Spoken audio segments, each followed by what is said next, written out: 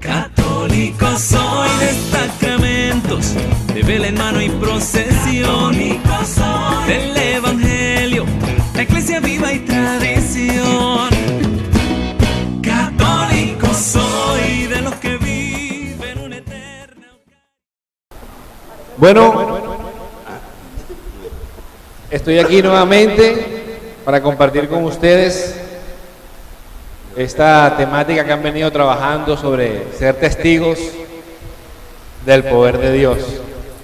Uno cuando prepara una prédica como esta se pone a hacer un inventario y se da cuenta que tiene muchas cosas por las cuales darle gracias al Señor por lo que hace en la vida de uno.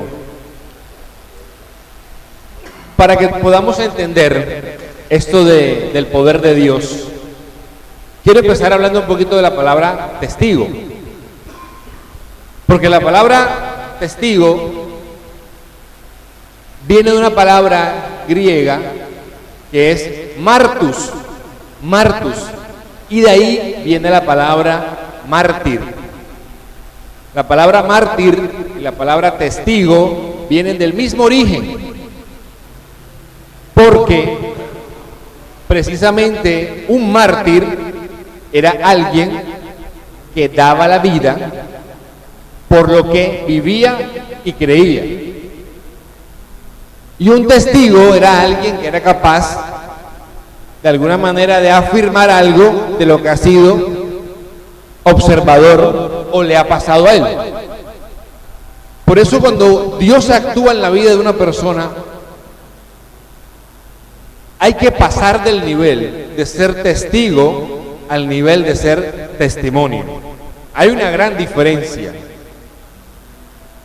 Tú puedes sentarte donde estás y escuchar. Y tú puedes decir, yo he sido testigo de lo que Dios ha hecho en su vida porque lo he escuchado, porque lo he visto.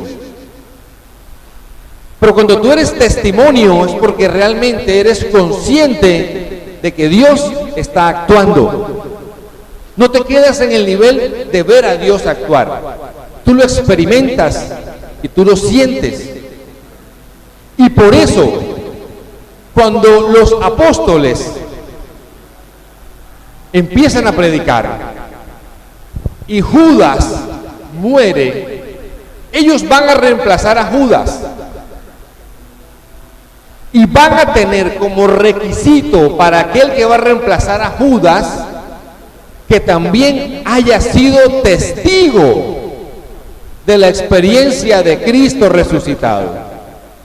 Porque ellos no podían colocar a alguien como testigo que simplemente dijera, sí, yo también escuché por ahí que Jesús vive.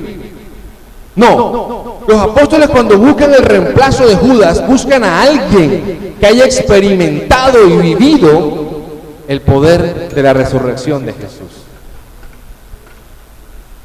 Y cada uno de nosotros, en la medida en que empieza a revisar su vida, va a empezar a inventariar y decir, yo también he experimentado el poder de Dios en mi vida. Por eso digo, hay que pasar de ser testigo a ser testimonio, porque el verdadero testigo es aquel que es capaz de transmitir y de irradiar una experiencia de fe. Uno a veces, en estos tiempos, intenta evangelizar, intentas atraer a las almas a Cristo. Y uno dice, es que es muy difícil que la gente quiera buscar de Dios. Yo le hablo a la gente y la gente no me sigue. Yo invito a no sé quién y no sé quién no me sigue. Y una vez yo reflexionaba y yo le decía, vamos a ver dónde es más difícil predicar, si ahora o en la época de Jesús. Y te voy a pedir que viajes en el tiempo a la época de Jesús. Y te van a decir, ve y tráeme personas que quieran seguir a Jesús. Y tú vas a salir y vas a buscar jóvenes para traer a Jesús. Y les vas a decir, te quiero invitar a seguir el camino del Evangelio. ¿De cuál? De Jesús, el que yo vi que mataron en una cruz. Sí, de ese. No, gracias. Yo vi y escuché lo que le gritaban a ese man. Yo no quiero por ahí. De pronto alguien dice, oye, me suena. Pero una pregunta, ese camino del evangelio al que tú me invitas, es donde hace poquito vi un man que se llama Pedro, que fue el que lo negó. Sí, te estoy invitando a ese camino. No, gracias. Y de pronto buscas a otro y le dices, te invito a seguir a Jesús. Y te va a decir, ¿ese no es el movimiento que andan persiguiendo los romanos? Sí, ese. No, gracias. Y uno pudiera decir, con esas dificultades, los apóstoles no consiguieron a nadie. ¿Quién iba a querer seguir un camino en el cual matan a Jesús? Un camino en el cual traicionan a Jesús y un camino en el cual persiguen a los cristianos. Pero cuando tú vas a Hechos de los Apóstoles, donde Jesús va a decir, van a ser mis testigos, tú empiezas a leer y tú dices, pero ¿cómo es posible que los apóstoles sean capaces de traer cada día más personas al evangelio? ¿Cómo es que dice la gente que día en día entraban y Dios traía más a los que quería salvar? ¿Cómo era posible que ellos fueran capaces de atraer tantas almas a los pies de Jesús, a pesar de las traiciones, de la muerte y de la persecución? O esa gente que seguía estaba muy loca, o los apóstoles realmente eran testigos del poder de Dios. ¿Cuál crees tú que es de las dos opciones la verdadera? O estaban locos o los apóstoles mostraban el poder de Dios. O sea, ellos aprendieron a ser testigos del poder de Dios. Para que alguien decidiera, yo quiero ese camino aunque me cueste la vida, era porque ellos irradiaban la presencia de Dios, irradiaban de que de verdad Dios estaba con ellos, y eso era lo que atraía. Cuando uno habla de ser testigo del poder de Dios, realmente tiene que volverse como un cirio, que mientras se va consumiendo, Jesús tiene que iluminar cada día más la vida de uno. Y eso lo hace Dios con cada uno de una manera distinta. Hay una cita que yo quiero compartir. No sé si alguna vez la has escuchado, es de Pablo en la carta a los Efesios. Pablo va a decir algo que yo quiero que sea como una promesa para ti. Eso está en Efesios 3:20. Y dice al final del capítulo 3, Pablo va a decir lo siguiente: a aquel que tiene poder para realizar todas las cosas incomparablemente mejor de lo que nosotros podemos pedir o pensar conforme a nuestra capacidad. Le vuelvo a repetir, a aquel, o sea, Dios, que tiene poder para realizar todas las cosas incomparablemente mejor de lo que podemos pensar o pedir conforme a nuestra capacidad. ¿Qué está diciendo Pablo? Que Dios siempre tiene la capacidad de sorprenderte. Y de eso te vengo a hablar. Dios tiene la capacidad siempre de sorprenderte. Dios es capaz de hacer más de lo que puedes, mira lo que dice, pedir o pensar. Pedir o pensar. Tú te imaginas o pides a Dios que haga algo en tu vida, o esperas que haga algo. Aquí te dice Pablo que Dios tiene la capacidad, en otra versión dice infinitamente, de hacerlo mejor de lo que tú esperas y de lo que tú pides. Y eso es lo que yo he podido evidenciar. Dios tiene un llamado para cada uno. Y lo más impresionante de Dios cuando te llama a su servicio es que te llama en un momento de incredulidad para ti. Porque en el momento que Dios te empieza a llamar para servirle, difícilmente tú te encuentras con el perfil o con las capacidades que son necesarias para ese llamado. Cuando Dios empieza a llamarte, muchas veces tú vas a verte y decir, no, pero Dios, ¿cómo que se equivocó? ¿Cómo pasó con Moisés? Dios se equivocó. Dios no me puede usar a mí, yo no sé hablar, yo no me van a creer. Pero Dios sí estaba usando a Moisés. Hace 20 años yo tuve también un llamado. Hay un texto que Dios me regaló hace 20 años. Y yo hace 20 años no lo entendía o no lo quería entender a lo que Dios se estaba refiriendo. Porque en ese momento también me vi y dije, no, yo no aplico en este momento para este texto, eso de pronto fue idea mía. Las personas que me conocen de pronto, hoy en día que les lea el texto van a decir, ah, claro, pues ahí estás tú. Sí, puede que hoy yo descubra que ese era mi llamado, pero en ese momento no lo entendí. Y puede que tú también estés viviendo momentos en donde sientes un llamado, pero te cuestionas y dices, no, pero tal vez no soy yo. Tal vez es mi mente que me está engañando. Esto es algo que yo nunca he comentado. Es un texto de Eclesiástico, capítulo 39. Este texto nos regaló Dios hace 20 años. Y voy a leerlo. Quiero que sepas que cuando yo leí eso hace 20 años, yo no me veía ahí. Porque estaba apenas empezando. Dice, no así el que se aplica de lleno a meditar la ley del Altísimo. Indaga la sabiduría de todos los antiguos y dedica su ocio a estudiar las profecías. Conserva los relatos de los hombres célebres y penetra en las sutilezas de las parábolas. Busca el sentido oculto de los proverbios y se interesa por los enigmas de las parábolas. Presta su servicio entre los poderosos, se presenta ante los jefes, viaja por tierras extranjeras. En ese pedacito aún voy por Baranoa, Polo Nuevo, ya llegué a Ponedera, ya por ahí voy. Experimenta lo bueno y lo malo de los hombres.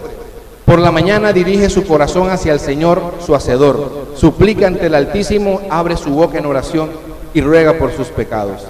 Si el Señor el Grande lo quiere, lo llenará del espíritu de inteligencia, le hará derramar como lluvia las palabras de su sabiduría, y en la oración dará gracias al Señor. Enderezará su consejo y su ciencia, y meditará los misterios ocultos. Mostrará la instrucción recibida y se gloriará en la ley de la alianza del Señor. Muchos elogiarán su inteligencia que jamás será olvidada. Hace 20 años yo, en una oración, Dios me regala esto. Y yo dije, no. Pero después de 20 años uno empieza a darse cuenta y mira hacia atrás. Y solo puede ver respaldo de Dios en la medida en que uno sea dócil para que el Señor siga manifestando ese llamado. Y hoy que miro hacia atrás, hay 3 cosas que yo he podido aprender. Y son 3 puntos que te quiero compartir. Cuando uno está en los procesos con Dios, hay 3 cosas que he sentido que Dios nos pone a vivir cuando nos dejamos. La primera es aprender a confiar. Y no es fácil. La segunda es aprender a ser moldeados. Y es menos fácil. Y la tercera es aprender a servir a pesar de lo que estás viviendo. Y créeme que tampoco es fácil. Pero son 3 puntos que todos tenemos que aprender a vivir, a caminarlos. Uno no puede hablar de confianza en el Señor si no ha caminado por el valle de la oscuridad.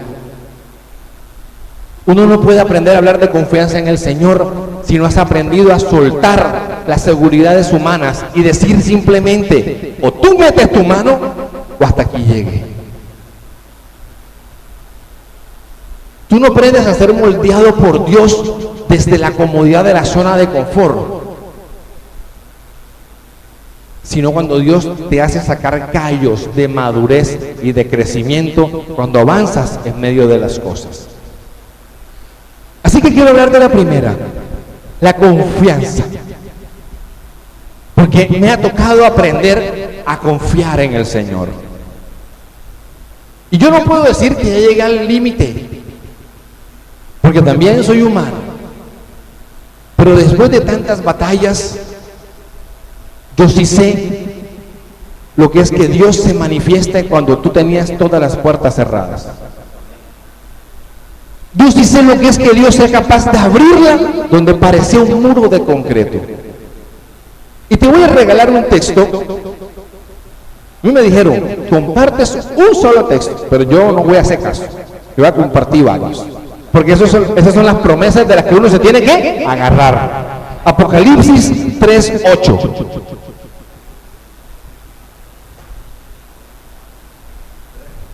Apocalipsis 3:8. Le va a decir Jesús a la iglesia de Filadelfia, una de las 7 iglesias. Le va a decir: conozco tu conducta. Mira, he abierto ante ti una puerta que nadie puede cerrar. Esas son palabras que tú tienes que empezar a repetir.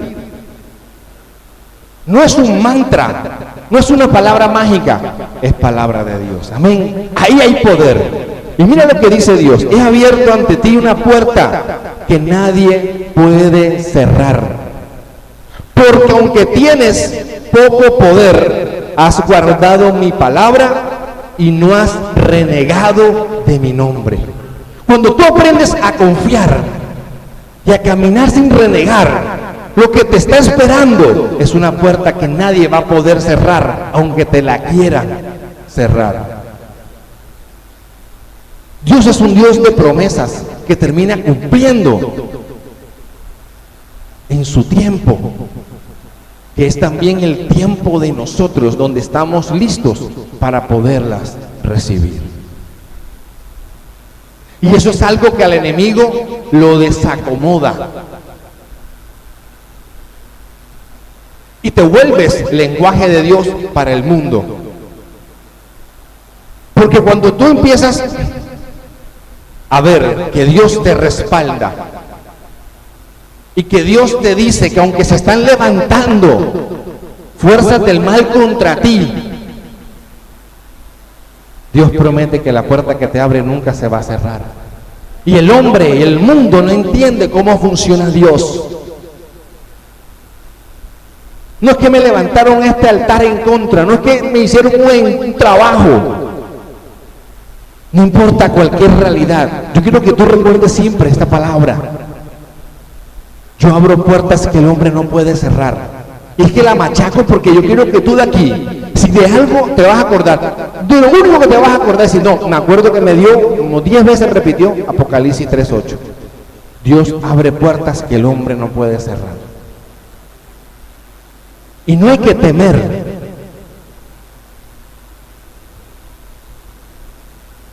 En el año 2017, bueno, en el 2014, yo trabajaba con Alex en una empresa, yo ganaba muy bien, y la empresa estaba medio mal, ya venía mal. Y yo siempre decía: a mí no me echan. En ese momento, yo tengo un hogar de 5 hijos. En ese momento eran 4. Y yo decía: a mí no me echan. Dios no va a dejar a un man con 4 hijos en la calle. Pues sí, Dios es capaz. Y yo quedé sin empleo. 2014. Un hogar de 4 hijos. Chapucié. Y yo tenía unos ahorros. Y yo tenía unas cuentas bancarias y yo le di manejo. Por eso te digo, cuando tú aprendes a confiar en Dios, es porque realmente Dios es tu único proveedor. Porque con planes B, con la cuenta por aquí, con la plata que me debe, uno cree que está caminando en fe y simplemente estás caminando en las seguridades del hombre. Y yo recuerdo una oración que para ese tiempo hice con Vilma. Y Dios mostraba unas alacenas. Y el Señor decía que la siguiente alacena no se iba a abrir hasta que la última estuviera totalmente vacía. Que aprendiera a confiar.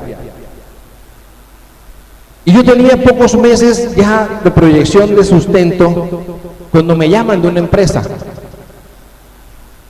Bueno, Dios se acaba de manifestar. Y era una opción para trabajar por 4 meses. Yo decía, Señor, pero tira algo bueno. Pero yo la tomé. Y ese mes en que yo tomé esta opción laboral, era el último mes que yo tenía de recursos para seguir sosteniendo. Era el último mes. Mira, yo ahí empecé a entender lo que el Señor decía. No me estés pidiendo una alacena nueva. Yo sé en qué momento se te vacía esta. Yo sé en qué momento te abro la puerta nueva. Y yo digo, caramba, Apocalipsis 3:10 no falla. Dios abre puertas que el hombre no cierra. Y empecé a trabajar. Temporal. Año 2017, tuvimos que irnos del apartamento, nos fuimos para donde mi mamá. Año 2017, ese año teníamos 2 hijos en 11, porque yo tengo un hogar, mi esposa tiene una hija, yo tengo un hijo y casados tenemos 3 niñas. Y los mayores estaban en el misma edad. Ese año la mayor estaba en 11 y empieza la angustia. ¿Y cómo vamos a hacer con la universidad de ella? Pues yo no tengo ni idea. Uno en diciembre hace propósitos, el año nuevo, trae cosas lindas, cosas buenas. Lo cierto es que en ese año, en febrero, me dice mi esposa, estoy embarazada. Y yo decía, bendito momento para que tú me digas eso. Ahora que yo no tengo trabajo fijo, que viene la universidad, no te miento, la crisis de fe llega, la angustia. Y tú te preguntas, ¿y cómo vas a hacer? ¿Y cómo vas a hacer? Y es impresionante que cuando mi hija nace, la última, yo estaba muy asustado porque el ginecólogo le dijo a mi esposa en el anterior embarazo, tú quedas de nuevo embarazada y tú te mueres en el parto. Así de delicada está tu salud. Entonces, obviamente fue un embarazo que nos tuvo llenos de miedo. Los médicos tenían pintas de sangre, todo preparado por cualquier emergencia. Y fue el parto más corto de todos. Y el ginecólogo le dice a mi esposa al final, tienes un útero de una mujer de 25 años. Y ahí empieza uno a ver el lenguaje de Dios. Y Dios cuando te manda algo, Dios te respalda. Dios no te deja solo. Para el mes en que mi hija nace, la mayor, que había hecho las pruebas, sale beneficiada en el programa del gobierno, Generación E. Y se gana una beca para estudiar en Bogotá. Un semestre que vale 15 millones de pesos. Y del cual yo no estoy pagando un solo peso. Cuando la frase dice, todo niño trae pan debajo del brazo, eso es verdad. Y en el mismo mes en que mi hija nace, me dicen, Anuar, te van a meter fijo. Pero yo en febrero de ese año, yo veía todo negro. Negro. Y Dios me enseñó a confiar en Él a las malas, empujándome. Así como cuando Cristo cogió a los apóstoles y dice la palabra que los empujó y los tiró al medio del lago donde estaba la tormenta. Así dice la palabra que Jesús obligó a los apóstoles, los quiso meter, Jesús los quiso tirar en el problema, pero porque Él sabía que Él iba a actuar en gloria y poder, y ellos tenían que aprender esa lección. Así hizo Dios conmigo, me empujó y me tiró en medio del lago. Yo tuve que aprender a confiar en el Señor. Y Dios me empezó a ir mostrando que Él me estaba resolviendo, que Él me estaba respaldando. Por haberle creído, por haberle dicho sí a la vida, donde muchos otros se cierran en la esperanza de no confiar en Dios. Yo tuve que aprender a confiar en Él, en ese caminar. Y Dios se vale de muchas personas para ayudarlo. para mostrarte. Dios se vale de gente que tú ves cómo está orando Dios en ellas para que también creas. Y si estás pasando por un momento duro, mira, confía. Confía porque el Señor respalda y el Señor no te deja solo. Y no voy a negar, Dios utilizó muchos ángeles que puso en nuestra vida para ayudarnos.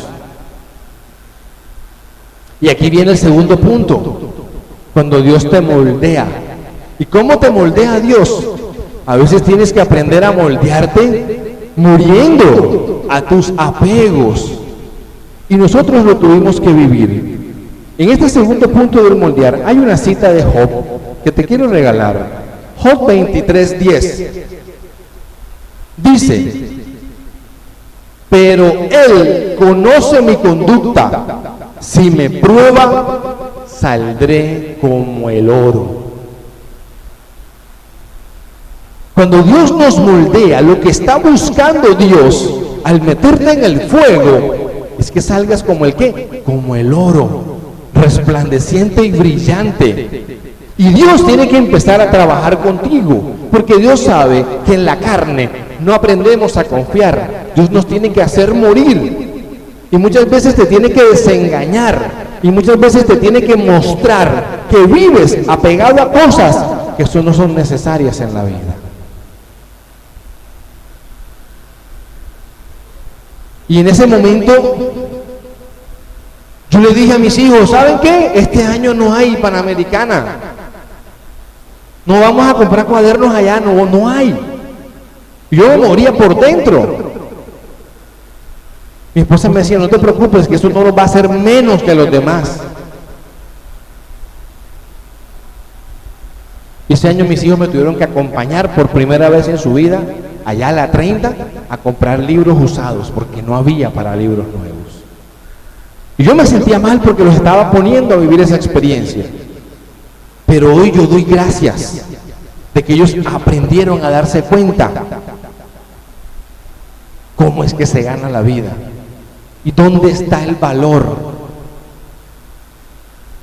Y lo más interesante de todo es que precisamente cuando tuvieron que usar libros usados fue cuando la tiraron toda en el IFES y los dos se ganaron una beca.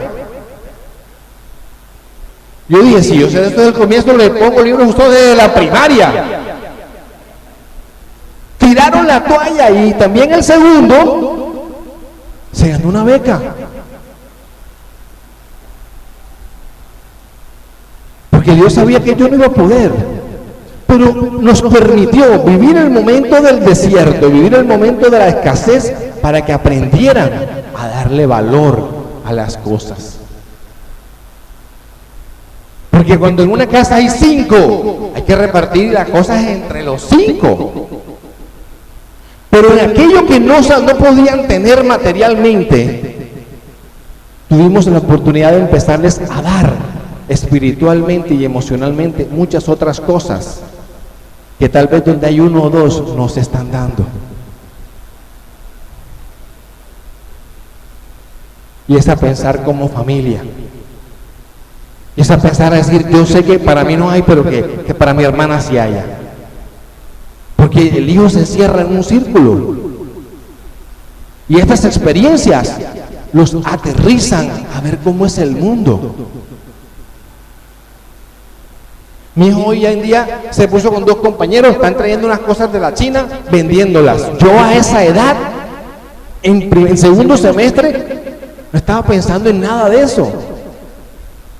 Porque ya empezó a verlo. Y Dios empieza a moldear.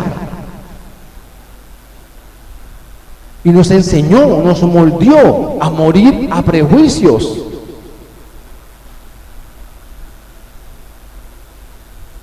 Y nos enseña algo muy importante. A veces nos preocupamos para que tengan lo material y hasta lo lúdico. Pero ¿dónde está lo espiritual? Que es una prioridad para nosotros. Y todo momento de crisis trae momentos de unión. Y esos momentos de unión traen momentos de acercamiento a la fe. Y tus hijos empiezan a caminar en ese modelo y empiezan a verte en ese modelo. Ese es el modelo que ellos están viendo. Igual no es fácil, igual es duro. Y por eso yo le digo a los que tienen hijos adolescentes, no se desanime. Es que yo no se desanime. Cuando uno sirve con pasión al Señor, los hijos se contagian. Hoy en día mi hijo varón es más rucho que yo, pasa metido en el grupo coordinando, apasionado por esa experiencia. ¿Pero por qué? Porque jamás permití en mi casa, no, si él no quiere ir, que no vaya, para ir de mala gana, que no vaya, jamás lo permití. El día que uno ceda en eso, se jodió. Porque yo decía, yo no cedo, tócalo tú allá, porque es que si yo cedo, si yo le amplío la zona de confort,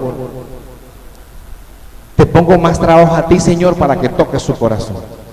Pero si yo te lo pongo allá, con los de su edad, tócalo tú allá. Y eso fue lo que yo hice.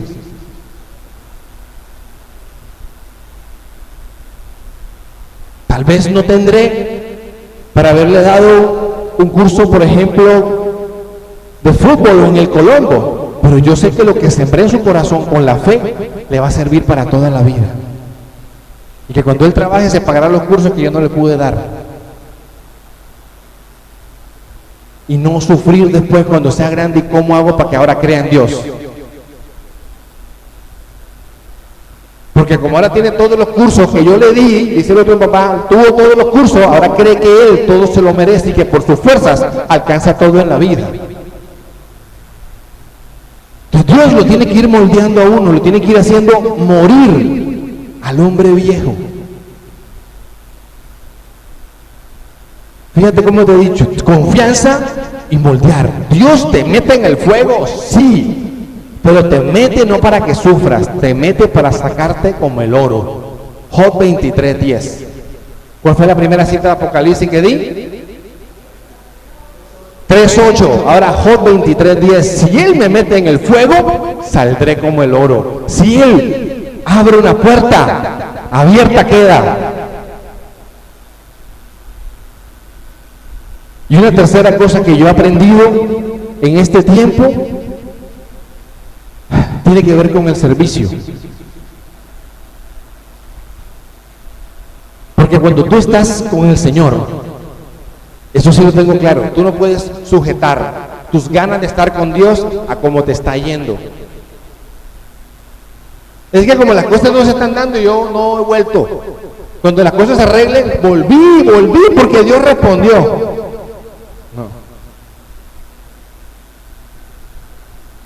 Yo siempre he dicho, el única área de tu vida que Satanás no entra si tú no lo dejas es el servicio.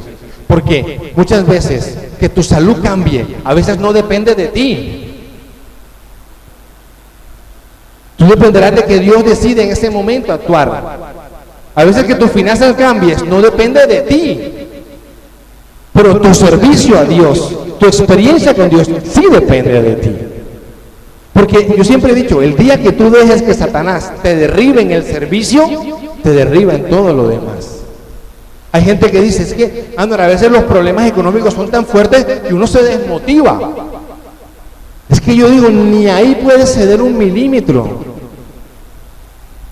Entonces, no, hoy no le sirvo a Dios porque me siento mal, estoy con un problema. No, siempre. Porque lo que el enemigo quiere es precisamente ese. Él te va a bombardear desde afuera, salud, economía, problemas de las relaciones, para quebrarte en el servicio. Entonces quedamos como Pedro, como el típico sanguíneo, emocional, que impacta, que contagia, pero el día que no se le dieron las cosas, ese día deja todo tirado. Ese día manda la porra a Dios y cierra la puerta. Entonces, yo siempre he dicho, en el servicio no hay que permitirlo. Y hay que dejar que el Señor los vaya siempre impulsando en las novedades. Yo no creo en el Dios que te pone en un servicio y ahí te dejó estancado toda tu vida y de ahí no te movió. Es un servicio que tiene que moverse, impulsarse, caminar. Y uno ser dócil a escuchar los caminos por donde Dios te está llevando. Entonces en el servicio, a veces el miedo me desanima, o a veces la zona de confort no me deja avanzar. Uno tiene que saber discernir cuando el Señor te está llevando por etapas. Yo he tratado de ser dócil a eso, a cada llamada que Dios me va haciendo. Entonces también Dios seguramente te está poniendo a servir en diferentes escenarios. Pero es que yo estoy en la casa, ahí, es que esa es la mayor batalla.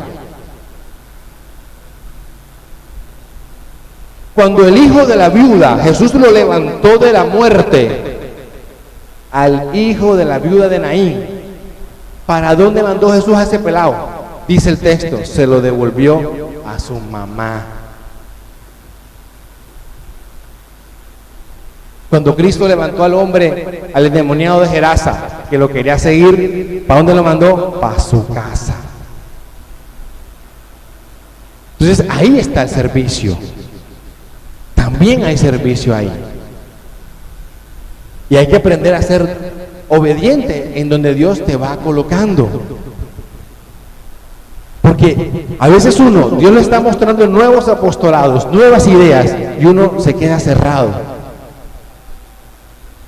Yo, por ejemplo, alguien me dijo, oye, ven acá, y tú eso que publicas en Facebook, ¿por qué no lo mandas por WhatsApp? Oye, ve, buena idea, de pronto es el Señor. Luego me dice alguien, oye, ponle al final el texto bíblico. Papá, esa. Luego me dijeron, oye, pero eso a veces uno no lo puede leer porque va manejando. ¿Por qué no te lo pones así en audio? Papá, esa. Estoy en un punto en que no le digo al Señor no. Porque el día que tú te quedas quieto, te estancas. ¿Y qué pasa con el agua cuando se estanca? Se daña. Entonces hay que estar siempre, y el Espíritu Santo lo hace, te está siempre moviendo por nuevas áreas. Uno no se puede quedar quieto. A mí el Señor me dio la oportunidad de dar clase en una escuela, y cuando a mí me invitaron, yo tenía miedo porque yo pregunté, ¿quiénes dan clase allá? No, el padre tal, el padre tal, el padre tal, y no sé quién que es teóloga. Y yo dije, madre, yo no tengo ni un cartón. Yo no tengo un cartón de nada, de ningún curso. Y él se dice, pero ¿cómo así? Yo no tengo un cartón. Y yo llegué con miedo. Decía, pero acostumbrados a sacerdotes y gente preparada, y voy a llegar yo. También lo experimenté en el servicio, el miedo está. Me preguntan siempre cuando vas a predicar, ¿estás preparado? Y siempre digo, nunca estoy preparado. El día que yo esté preparado para una prédica es porque creo que soy yo. No estoy preparado, aquí estoy. Tengo algo aquí. Y yo con el tiempo que tengo, siempre uso esto. Tengo varias razones para usarlas, pero digo, nunca estoy listo, porque yo tengo que dejar al Señor que me muestre lo que quiere que yo haga. El día que yo diga, sí, ya estoy preparado, ese día estoy confiando en mí. Siempre dejo la puerta abierta a la novedad del Espíritu para que me siga mostrando. Y así sigo, sabiendo que el Señor a ninguno lo quiere quieto, siempre lo va a ir impulsando a cosas nuevas. Hay que revisar, ¿dónde estoy hoy? ¿Dónde estuve hace 5 años? En el mismo sitio y no he hecho nada más. Algo estamos haciendo mal. No estamos escuchando, porque Él siempre nos está moviendo, sin perder el norte del llamado y de la identidad, a nuevos lugares, nuevas experiencias. Eso hay que tenerlo claro. Por eso yo siempre digo, después de todo este tiempo, miro atrás y digo, hay 3 cosas que son claves: aprender a confiar, aprender a ser moldeado y aprender a servirle a Dios. Llévate esas 3 ideas y revisa cómo está tu experiencia de vida allí, cómo estoy confiando. Y entre más tú le sirvas, como dice el texto, busca el reino de Dios y lo demás vendrá por añadidura, yo lo empiezo a ver. De ese tiempo que yo estuve sin empleo, me hice una deuda muy grande. Una deuda muy grande que sumaba 100 millones de pesos. Y yo decía, bueno, Dios mío, quién sabe cuánto tiempo yo me tomaré para pagar esto. Y yo empecé.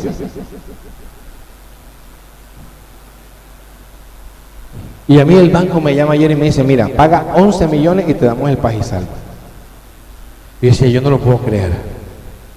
Me están descontando el 90% de la deuda. Me dice, sí. Algo que yo veía imposible, Dios me está mostrando. Cuando yo te abro una puerta, el hombre no la cierra.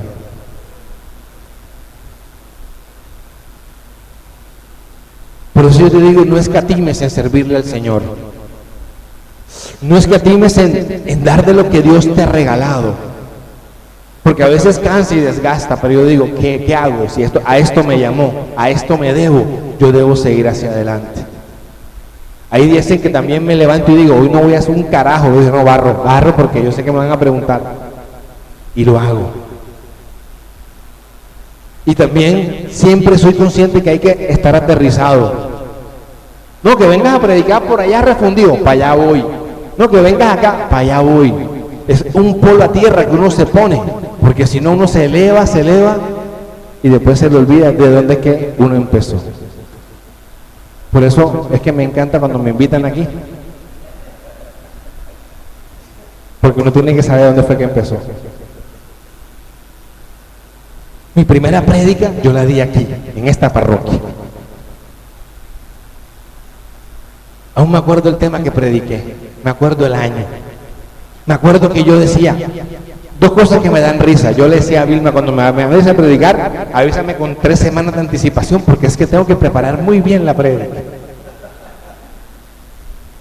Hoy en día a veces no me creen y yo la reflexión que envío en las mañanas las hago 5 minutos antes. Porque empecé a confiar. Y lo segundo que yo decía, cuando me invitas a predicar, yo solo hago la prédica, yo no voy a orar. Porque eso tiene su gente y me da miedo. Y así duré mucho tiempo, incluso aquí.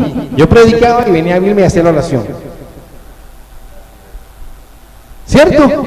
Los que me conocen de antes saben que yo me daba miedo. Pero la única forma de vencerlo, ¿cuál era? Parándome aquí diciendo, no, ya se acabó la pendejada, hoy yo voy a hacer la oración. Y así. Pero en el servicio Dios te va ayudando a vencer al hombre viejo. Así que esto es lo que les quería compartir. Espero que les haya quedado algo, por lo menos las citas, traten de que les queden.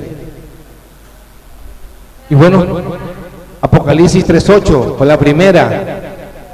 Perdón, la primera que di, la primera fue Efesios 3:20. Aquel que es capaz de infinitamente hacer más de lo que esperas, de lo que piensas y de lo que pides. Efesios 3:20, Apocalipsis 3:8. Job 23:10, la que les hablé de mi experiencia de llamado, Eclesiástico 39 del 1 al 11. 39 del 1 al 11. Así que vamos ahora a pedirle al Señor en oración que nos ayude a ser testigos de su poder, a confiar, a cambiar y a servirle, a confiar, a cambiar y a servirle.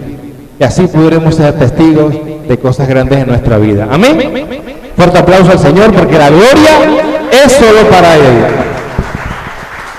Católico soy de sacramentos, de vela en mano y procesión, del